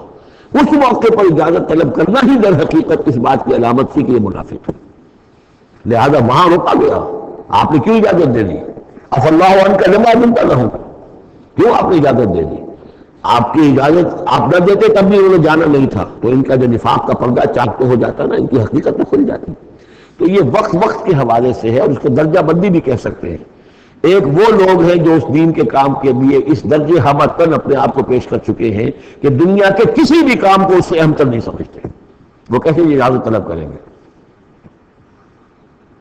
اس سے نچلا درجہ ہے کہ وہ لوگ ہیں جو دین کے اس کام میں لگے ہوئے ہیں، لیکن کم سے کم نظم کی اتنی پابندی تو کرتے ہیں کہ اگر کہیں ضرورت پیش آ گئی جانا ہے تو اجازت لے کر جائیں. اس سے نیچے وہ لوگ ہیں جو اجازت کے بغیر ہی کھسک گئے تو معلوم ان کا تو سرے سے اس کام سے سرے سے کوئی تعلق ہے ہی نہیں. تو درجہ بندی ہے. سیڑھیاں ہیں، اوپر کی سیڑھی کے اعتبار سے درمیانی سیڑھی نیچے ہے، لیکن نیچے والی سیڑھی کے اعتبار سے درمیانی اونچی ہے. تو یہ ریلیٹو معاملہ جو ہے رہے گا کہ ایک وہ لوگ ہیں جو صرف اس کا بھی خیال نہیں کرتے کہ اجازت لیں. اجتماع ہے، کوئی اس کی معذرت بھی نہیں کی ہے، نہ بعد میں کی ہے، نہ پہلے کہا کہ میں نہیں آ سکتا. معلوم ہوا کہ انہیں کچھ طرح سے احساس ہی نہیں ہے کہ ہم کسی نظم کے پابند ہیں اور ہماری کوئی ذمہ داری ہے. اس سے بہتر کم سے کم وہ لوگ ہیں کہ جو اپنا عذر پیش کر دیتے ہیں، اجازت لے لیتے ہیں. لیکن اس سے بھی بہتر اونچا درجہ ہے کہ دنیا کے کسی بھی کام کو دین کے اس کام سے اہم تر مت سمجھو. اللہ تعالیٰ تمہارے کام سنوارے گا، اللہ تعالیٰ تمہاری ذمہ داری قبول کر لے گا. تم اللہ کے کام کے لیے نکلو. لا تجعلوا دعاء الرسول بینکم کدعاء بعضکم بعضا، تم یہ رسول کا بلانا اپنے مابین ایسے کا سمجھ لو جیسے تمہارا آپس میں دوسرے کو بلانا ہوتا ہے. بلانا یہ بھی ہے، آپ نے کسی کو دعوت دی میرے گھر آئیے کھانا کھائیے، رسول نے دعوت دی، کیا یہ برابر ہو جائے گا معاملہ؟ لیکن ایک بلانا یہ ہے کہ رسول پکار رہا ہے تمہیں کہ آؤ اللہ کی راہ میں چلو میرے ساتھ. ایک یہ کہ کوئی عام آدمی آپ کو کہہ رہا بھائی میرا ایک کام ہے، ذرا میرے اس کام کے لیے تھوڑی دیر کے لیے آ جائیے، مجھے چاہیے، مدد چاہیے. تو زمین و آسمان کا فرق ہو گیا. اور تیسرے معنی اس کی یہ بھی ہے کہ دعا سے مراد یہ کہ مخاطب ہونے کا انداز، تم جس طرح ایک دوسرے سے بات کر لیا کرتے ہو ایسے رسول کے ساتھ بات نہ کر لیا کرو، ان کے مقام کو، ان کے ادب کو۔ یہ سورہ حجرات میں جا کے تفصیل سے یہ بات آئے گی، لا ترفعوا اصواتکم فوق صوت النبی ولا تجہروا لہ بالقول کجہر بعضکم لبعض ان تحبط اعمالکم۔ تو یہ تینوں مفہوم اس کے ہیں۔ قد یعلم اللہ الذین یتسللون منکم لواذا، اللہ کو خوب معلوم ہے تم میں سے وہ لوگ جو اوٹ لے کر کھسک جاتے ہیں، یعنی کہیں نکلے تو ہیں، درد ہو گیا کہ یہ بھی جانے والوں میں ہے، کہیں دیکھا کہ کوئی دیکھ نہیں رہا کھسک گئے، یا اجتماع ہے بیٹھے ہوئے ہیں وہیں پر اب بات آئی ہے کہ اب ایک مہم درپیش ہے، اب انہیں سمجھ میں آ گیا کہ اب نام مانگے جائیں گے، کون لوگ اس کے لیے اپنے آپ کو والنٹیئر کرتے ہیں، تو اس سے پہلے کہ وہ مرحلہ آئے وہ وہاں سے کھسک جائیں۔ یتسللون منکم، جو سٹک جاتے ہیں، کھسک جاتے ہیں آنکھ بچا کر لواذا، فلیحذر الذین یخالفون عن امرہ، تو انہیں ڈرنا چاہیے کہ جو رسول کے معاملے میں، رسول کے بات کی مخالفت کرتے ہیں، ان تصیبہم فتنۃ، کہ ان پر کوئی عذاب اللہ کی طرف سے آ جائے، کوئی پکڑ آ جائے، کوئی بہت بڑی آزمائش آ جائے، اور یصیبہم عذاب علیم، یا ان کے اوپر کوئی بہت بڑا دردناک عذاب آ جائے۔ الا ان للہ ما فی السماوات والارض، آگاہ ہو جاؤ، یقیناً اللہ ہی کے لیے ہے جو بھی کچھ ہے تمام آسمانوں میں اور جو بھی کچھ ہے زمین میں۔ قد یعلم ما انتم علیہ، اللہ خوب جانتا ہے کہ تم کس مقام پر کھڑے ہو، تمہاری حیثیت کیا ہے، حقیقت کیا ہے، ایمان کتنا ہے، کتنے پانی میں ہو، تمہارے اعمال کیسے ہیں، ما انتم علیہ، جس حال میں تم ہو اللہ خوب جانتا ہے۔ وَيَوْمَ يُرْجَعُونَ إِلَيْهِ، اور جس دن کے وہ لوٹائے جائیں گے اللہ کی طرف، فَيُنَبِّئُهُم بِمَا عَمِلُوا، تو اللہ تعالیٰ ان کو جتلا دے گا جو کچھ کے عمل انہوں نے کیے ہوں گے۔ واللہ بکل شیء علیم، اور اللہ ہر چیز کا علم رکھنے والا ہے۔ یہاں تیسرا گروپ جو ہے مکی اور مدنی صورتوں کا وہ ختم ہو گیا۔ مکی صورتیں 14، مدنی صرف 1، سورہ نور۔ اب یہ چوتھا گروپ شروع ہو رہا ہے، اور اس میں 8 صورتیں جو ہیں وہ مکی آئیں گی، ان میں سے 4 الف لام میم سے شروع ہوں گی، سورہ عنکبوت اور سورہ روم، سورہ لقمان، سورہ سجدہ، اور 4 جو ہے یہ مختلف، ایک تو بغیر کسی حروف مقطعات کی ہے، یہ سورۃ الفرقان یہ پہلی ہے، اور پھر 3 جو ہیں ان کے اندر مختلف جو ہیں آئیں گے حروف مقطعات۔ یہاں سے وہ گروپ اب شروع ہو رہے ہیں کہ جن کا مرکزی مضمون توحید ہے، اس لیے کہ اگرچہ ویسے یہ چوتھا گروپ شروع ہو رہا ہے، لیکن چونکہ مکی صورتوں کا تو یہ تیسرا ہی گروپ ہے۔ مکی پہلی صورت، پہلے گروپ کے اندر صرف سورہ فاتحہ ہے، وہ ویسے بھی مکی مدنی کی تقسیم سے بلند تر ہے، تو گویا کہ 2 جو پہلے گروپ آئے، جن میں سے پہلے میں صرف 2 مکی صورتیں تھیں، الانعام، الاعراف، دوسرے میں یہ 14 سورہ یونس سے لے کر مومنون تک، بلکہ وہاں مکی صورتیں۔ اب یہ تیسرا گروپ ہے سورۃ الفرقان سے لے کر اور سورہ سجدہ تک، یہ 8 صورتیں ہیں۔ اس کے بعد مدنی صورت آئے گی سورہ احزاب، اور سورہ احزاب مانوی اعتبار سے جوڑا ہے سورہ نور کا۔ بسم اللہ الرحمن الرحیم، تبارک الذی نزل الفرقان علی عبدہ لیکون للعالمین نذیرا۔ بڑی بابرکت ہے وہ ہستی جس نے کہ الفرقان نازل فرمایا اپنے بندے پر۔ یہ تیسری صورت ہے کہ جس کے مطلع میں پہلی آیت میں حضور کا جو تذکرہ ہے وہ عبد کی نسبت سے ہے۔ سورہ بنی اسرائیل، سبحان الذی اسریٰ بعبدہ لیلا من المسجد الحرام الی المسجد الاقصی۔ سورہ کہف، الحمدللہ الذی انزل علی عبدہ الکتاب، اور یہاں پر اب یہ تیسری صورت ہے تبارک الذی نزل الفرقان علی عبدہ لیکون للعالمین نذیرا، تاکہ ہو جائے تمام جہان والوں کے لیے خبردار۔ اس قرآن کے ذریعے سے محمد رسول اللہ کی رسالت ہے جو تا قیام قیامت جاری رہے گی۔ جس کو بھی قرآن پہنچ گیا، حضور کا انذار پہنچ گیا، وہ آیت یاد کر لیجیے سورہ انعام میں آئی تھی، قل اوحی الی ھذا القرآن لانذرکم بہ ومن بلغ، جس کو بھی قرآن پہنچ جائے، اب آگے پہنچانا امت کا کام ہے۔ الذی لہ ملک السماوات والارض، وہ کہ جس کے لیے ہے بادشاہی آسمانوں اور زمین کی، ولم یتخذ ولدا، یہ بہت یعنی مشابہ ہے سورہ بنی اسرائیل کی آخری آیت سے، اس نے کسی کو اپنی اولاد نہیں بنایا، ولم یکن لہ شریک فی الملک، اور نہ ہی اس کا کوئی ساجی ہے حکومت میں، حکومت کے اختیارات میں، حاکمیت میں، وخلق کل شیء، اور اسی نے ہر شے کو پیدا کیا، وہ خالق ہے تنہا، باقی سب مخلوق ہے، فقدرہ تقدیرا، اور ہر شے کی پھر اس نے ایک اندازہ مقرر کر دیا ہے، ہر شے کے لیے ایک اندازہ ہے۔ واتخذوا من دونہ آلہۃ، اور انہوں نے اختیار کر لیے ہیں اس کے سوا ایسے آلہہ، ایسے ایسے دیو اور دیوتا لا یخلقون شیئا وہم یخلقون، جو کسی بھی شے کی تخلیق نہیں کرتے بلکہ وہ تو خود مخلوق ہیں، ولا یملکون لانفسہم ضرا ولا نفعا، اور نہ انہیں اختیار خود اپنے بارے میں کسی برائی کا یا بھلائی کا ہے، نہ کسی اچھائی کا اور نہ کسی برائی کا، ولا یملکون موتا ولا حیاتا ولا نشورا، نہ انہیں اختیار ہے موت کا، نہ اختیار ہے جینے کا، نہ اختیار ہے جی اٹھنے کا۔ وقال الذين كفروا ان هذا الا افك افتراه، اور کہا ان کافروں نے، یا یہ کافر کہتے ہیں کہ یہ کچھ نہیں ہے، یہ قرآن جو ہے یہ گھڑ لیا ہے اس کو اس محمد نے صلی اللہ علیہ وسلم، ان هذا نہیں ہے یہ الا افك افتراه ہو، بلکہ ایک افک ہے، گھڑی ہوئی شے ہے جس کو کہ گھڑ لیا ہے اس نے، وعانه عليه قوم آخرون، اور اس میں مدد کی ہے اس کی کچھ اور لوگوں نے۔ یعنی محمد کو یہ ساری معلومات تو نہیں ہو سکتی تھی، لیکن یہ کہ کچھ اور لوگ ہیں، کوئی نہ کوئی اس نے بار رکھا ہے، کوئی پینل ہے کہ جو ان کو یہ ساری مدد دے رہا ہے اس تصنیف کے اندر اس کتاب کی۔ قومن آخرون فقط جاؤ ظلم و زورا، تو انہوں نے بڑی ہی ظلم پر اور بڑی جھوٹ کے اوپر کمر کس لی ہے، انہوں نے اتنی ایسی بڑی باتیں جو کہی ہے، یہ گویا کہ بہت بڑا جھوٹ ہے اور بہت بڑا افتراء ہے۔ وقالوا اساطیر الاولین، وہ کہتے ہیں کیا ہے یہ پرانے قصے ہیں، پرانی باتیں ہیں، اکتتبھا، یہ انہوں نے لکھوا لیے ہیں کسی اور سے، اکتتبھا، کتب یکتب لکھنا، اکتتاب باب افتعال ہوگا، کسی سے کچھ لکھوا لینا، اکتتبھا، انہوں نے لکھوا لی ہیں چیزیں، فہی تملی علیہ بکرۃ واصیلا، اور یہ ان کو پھر ڈکٹیٹ کرائی جاتی ہے، املا کرائی جاتی ہے صبح شام، صبح شام کوئی آتا ہے، کوئی شخص ان کو بتاتا ہے، وہ پھر یہ یاد کر لیتے ہیں، اور صبح شام جو کچھ آتا ہے اس کو پھر آ کے ہمیں سناتے ہیں، دھونس جماتے ہیں کہ وہی آئی ہے۔ قل انزلہ الذی یعلم السر فی السماوات والارض، کہہ دیجئے اسے نازل کیا ہے اس ہستی نے جو جانتا ہے ہر چھپی ہوئی شے کو آسمانوں کی اور زمین کی، انہ کان غفورا رحیما، یقیناً وہ بخشنے والا اور رحیم ہے۔ وقالوا ما لهذا الرسول، اور وہ کہتے ہیں کیسا رسول ہے، کیا ہوا اس رسول کو، کہتا ہے کہ میں رسول ہوں، یاکل الطعام، لیکن کھانا کھاتا ہے، ویمشی فی الاسواق، اور بازاروں میں چلتا پھرتا ہے۔ کہیں کوئی چیز آپ خریدتے بھی ہوں گے اپنے گھر کے معاملات کے اندر، یا اس سے پہلے تو آپ کاروبار بھی کیا کرتے تھے، یہ بازاروں میں ہماری طرح چلتا پھرتا ہے، کھانا اس کو کھانے کی حاجت ہوتی ہے، یہ کیسے رسول ہو گیا؟ لولا انزل الیہ ملک، کیوں نہیں کوئی بھیجا گیا ان کی طرف کوئی فرشتہ ہوتا، اڑتا ہوا پروں کے ساتھ وہ نیچے آتا ان کے پاس اور وہ کہتا یہ اللہ کے رسول ہیں، فیکون معہ ظہیرا نذیرا، وہ ان کے ساتھ ہوتا، آگے آگے چلتا ان کے، ہٹو بچو جیسے چلتے ہیں یہ اللہ کے رسول آ رہے ہیں، اور وہ خبردار کرتا لوگوں کو ان کے ساتھ مل کر۔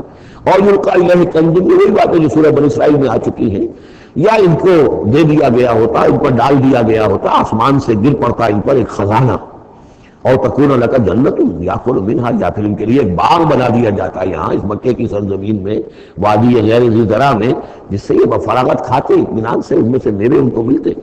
وقال الظالمون ان تتبعون الا رجلا مسحورا، اور کہا ان ظالموں نے کہ تم لوگ نہیں پیروی کر رہے ہو، نہیں ان کی باتوں پر دھیان دے رہے ہو، ان لوگ کے جو ہیں صرف ایک سحر زدہ شخص ہے، ان پر تو کوئی جادو ہو گیا ہے، یا کوئی آسیب ان پر آ گیا ہے، تاکہ ان کو یہ نظر آتا ہے کہ کوئی آیا ہے فرشتہ، حقیقت میں کوئی نہیں ہوتا، یہ سحر زدہ شخص ہے۔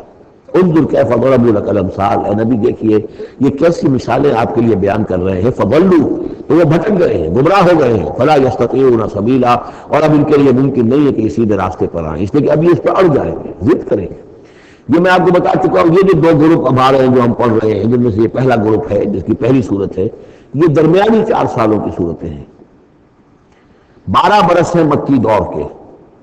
پہلے 4 سال کی صورتیں بالعموم وہ ہیں جو سورہ قاف سے آگے ہیں، 2 گروپ ہیں وہ آخر میں، منزل 1 ہے، سورہ قاف سے آگے منزل 1 ہے، گروپ 2 ہے مکی مدنی صورتوں کے، وہ ہیں جو ابتدائی 4 سال کے ہیں۔ یہ 2 ہیں کہ جو درمیانی 4 سالوں کے، جو ہم پڑھ چکے ہیں 16 صورتیں، 2 انعام و اعراف اور 14 سورہ یونس سے لے کر مومنون تک، یہ ہے آخری 4 سالوں کی، تو یہ درمیانی 4 سال ہے۔ تبارک الذی ان شاء جعل لک خیرا من ذلک، بڑی بابرکت ہے وہ ہستی ہے نبی، اگر وہ چاہے تو جو چیزیں یہ کہہ رہے ہیں اس سے کہیں زیادہ بہتر چیزیں آپ کے لیے ابھی فراہم کر دی جائیں۔ یہ تو بڑا زور لگا کر کچھ چیزیں کہہ رہے ہیں، ہم ان سے کہیں زیادہ بہتر چیزیں آنے واحد میں آپ کے لیے پیدا کر سکتے ہیں۔ تبارک الذی ان شاء جعل لک خیرا من ذلک جنات تجری من تحتها الانہار، ایسے باغات، ایک باغ نہیں، باغات کے سلسلے پیدا کر دیں جن کے نیچے نہریں بہتی ہوں گی، ویجعل لک قصورا، اور آپ کے لیے ایک نہیں کئی قصر، کئی محل ہم تعمیر فرما دیں۔ لیکن یہ کہ بل کذبوا بالساعۃ، اصل میں یہ انکاری ہے آخرت کی، یہ انکاری ہے قیامت کے، یہ انکاری ہے بعث بعد الموت کے۔ وَأَعْتَدْنَا لِمَنْ كَذَّبَ بِالسَّاعَةِ سَعِيرًا، اور جنہوں نے قیامت کا انکار کیا ہے، بعث بعد الموت کا انکار کیا، ان کے لیے ہم نے ایک جہنم کا، آگ کا عذاب تیار کر رکھا ہے۔ اذا رأتهم من مکان بعید، جب وہ جہنم دیکھے گی ان کو کہ یہ میرے شکار آ رہے ہیں، اب یہ آ رہے ہیں کہ جن کو میرے اندر جھونکا جائے گا، دور سے وہ دیکھے گی کہ آ رہے ہیں، سمعوا لها تغیظا وزفیرا، تو وہ سنیں گے اس کی آواز کو جیسے بھوکا شیر داڑ رہا ہو، جھجلائے گی اور چلائے گی کہ جلد از جلد انہیں میرے اندر جھونک دیا جائے۔ وَإِذَا أُلْقُوا مِنْهَا مَكَانًا ضَيِّقًا، اور جب وہ پھینک دیے جائیں گے اس میں ایک بڑے تنگ مکان میں، تنگ جگہ میں، مقررین، اور وہ زنجیروں میں جکڑے ہوئے ہوں گے، دعوا هُنَالِكَ ثُبُورًا، اس وقت پھر وہ موت کی دعا کریں گے، ہائے موت آ جائے کسی طرح، ہم نسیہ منسیہ کر دیے جائیں، ہمارا یہ زندگی کا سلسلہ جو ہے شعور ختم ہو جائے۔ لَا تَدْعُوا الْيَوْمَ ثُبُورًا وَاحِدًا، تب کہا جائے گا اب آج ایک موت نہ مانگو، وَادْعُوا ثُبُورًا كَثِيرًا، بہت سی موتیں مانگو۔ اب موت آئے گی نہیں، مانگتے رہو موت، لیکن یہ ہے کہ اب تمہاری یہ زندگی جو ہے تاکہ تمہیں یہ جلن مسلسل رہے، یہ عذاب جو ہے اس کی تخفیف میں، اس کے اندر کوئی شدت میں تخفیف نہ ہو، لہذا موت آ کے تمہیں چھٹکارا نہیں دلائے گی۔ قُلْ ذَاكَ خَيْرٌ أَمْ جَنَّةُ الْخُلْدِ الَّتِي وُعِدَ الْمُتَّقُونَ، کہیے کہ کیا یہ انجام بہتر ہے یا وہ باغ، وہ جنت، رہنے کی جنت جو جس کا وعدہ کیا گیا ہے متقی بندوں سے، کانت لہم جزاء و مسیرا، اور وہ ان کے لیے ہوگی بدلہ اور ان کے لوٹ جانے کی جگہ۔ لہم فیہا ما یشاؤون خالدین، ان لوگوں کے لیے وہاں ہر وہ شے ہوگی جو وہ چاہیں گے، اور وہ رہیں گے ہمیشہ ہمیشہ۔ کان علی ربک وعدا مسئولا، اور یہ تو وعدہ ہے تیرے رب کا جس کے لیے وہ ذمہ دار ہے۔ اب یاد کیجئے وہ دعا جو سورہ آل عمران کے آخر میں آئے تھی، ربنا وآتنا ما وعدتنا علی رسلک ولا تخزنا یوم القیامہ، پروردگار جو تو نے وعدے اپنے رسولوں کے ذریعے سے ہم سے کیے تھے ان کو پورا فرما۔ اللہ تعالیٰ اپنے وعدوں سے پھرے گا نہیں، اللہ تعالیٰ ان وعدوں کو پورا کرے گا، اور وہ اس کو سمجھتا ہے کہ یہ میری ذمہ داری ہے کہ میں اپنے وعدے پورے کروں۔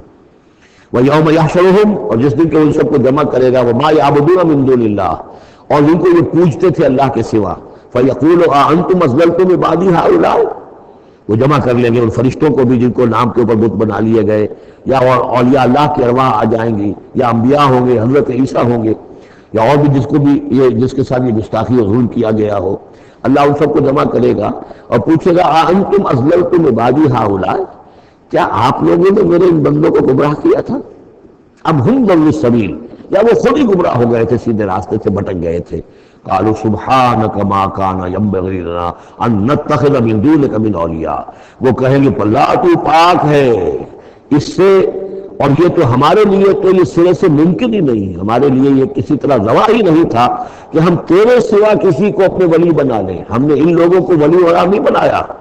ولیکن متعتہم وآباءہم، یعنی یہ کہ جیسے ولایت باہمی ہے، اللہ اہل ایمان کا ولی اور مومن اللہ کے ولی، اللہ ولی الذین آمنوا یخرجہم من الظلمات الی النور، اور اللہ الا ان اولیاء اللہ لا خوف علیہم ولا هم یحزنون، تو یہی رشتہ ہونا چاہیے تھا ان معبودوں کے ساتھ اگر وہ برحق ہوتے، کہ وہ اس کے ولی ہوتے اور وہ ان کے ولی ہوتے، لیکن فرمایا کہ یہ ہو ہی نہیں سکتا کہ ہم ان سے کوئی رشتہ استوار کرتے۔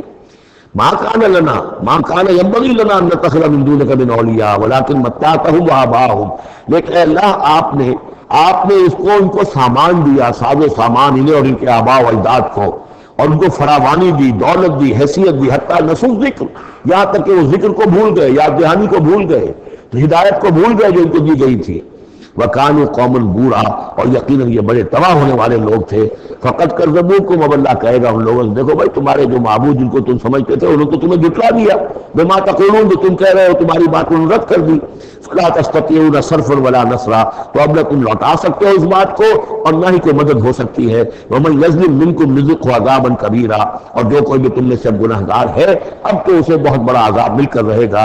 وَمَا أَرْسَلْنَا قَبْلَكَ مِنَ الْمُرْسَلِينَ إِلَّا إِنَّهُمْ لَا يَأْكُلُونَ الطَّعَامَ، اور اے نبی آپ پہ اعتراض کر رہے ہیں کہ یہ کیسے نبی ہے کھانا کھاتے ہیں، ہم نے نہیں بھیجا آپ سے پہلے مرسلین کو رسولوں کو الا انہم لیاکلون الطعام، مگر یہ کہ وہ کھانا کھاتے تھے، وہ یمشون فی الاسواق، وہ بھی بازاروں میں چلتے پھرتے تھے، وجعلنا بعضک لبعض فتنہ، ہم نے ایک کو بعض لوگوں کو بعض کے لیے فتنہ بنا دیا ہے، آزما رہے ہیں، اتصبرون، تو اے مسلمانوں اب تم ثابت قدم رہو، صبر کرو، وکان ربک بصیرا، اور یقیناً آپ کا پروردگار دیکھ رہا ہے۔